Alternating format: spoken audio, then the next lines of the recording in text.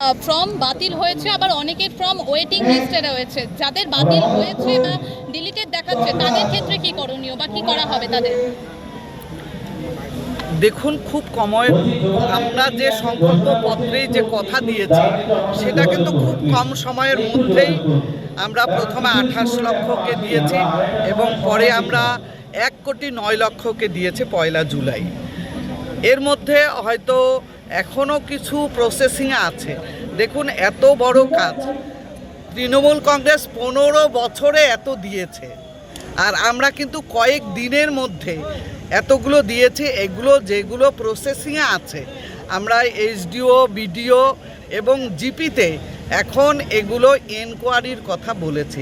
কাদের reject হলো, কি রিজনে তাদের রিজেক্ট হলো, সেই নিয়ে আমাদের কালকে একটা ভিসি হয়েছে চিফ সেক্রেটারির সঙ্গে।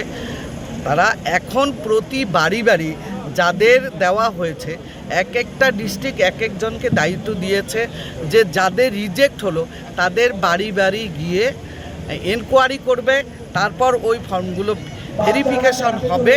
তারপরে তাদের অনেক রিজনে কাটা যেতে পারে, যেটা আমরা ক্রাইটেরিয়া দিয়েছি। অনেকে এই ক্রাইটেরিয়াতে পড়ে গেছে, তাদের বাদ গিয়েছে, তারা অনেকে রিকোয়েস্ট করছে।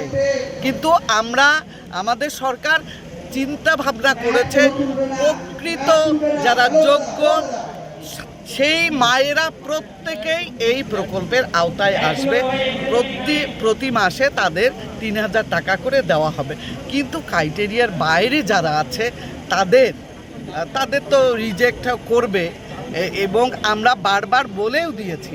তারা করতে না করা হয়েছে। আমরা এগুলো চিন্তা ভাবনা করছি। আমরা বলছি যোগ্য মায়েরা একদম অন্নপূর্ণা যোজনা প্রতি মাসে 3,000 টাকা পাবে। বিভিন্ন জায়গায় দেখা যাচ্ছে ক্ষোভ বিক্ষোভ, পৌরসভা থেকে আরম্ভ করে এসডি অফিস। দেখুন, ক্ষোভ বিক্ষোভ কারা করছে তাদের দেখতে হবে, কিন্তু প্রকৃত মায়েরা এই প্রকল্পের আওতায় আসবে। দিদি, যাদের তারা পাবে।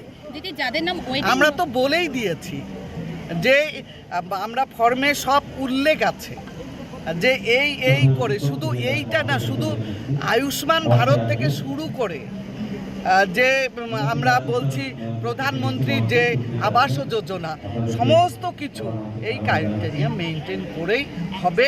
প্রতিটি ক্ষেত্রেই আমাদের একদম যেই যার যোগ্য সেই অনুযায়ী তারা পাবে, প্রত্যেকেই পাবে। যোগ্যরা বঞ্চিত হবে না।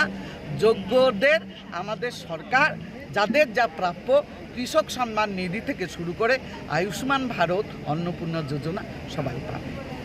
আমাদের সরকার কাউকে বঞ্চিত করবে না।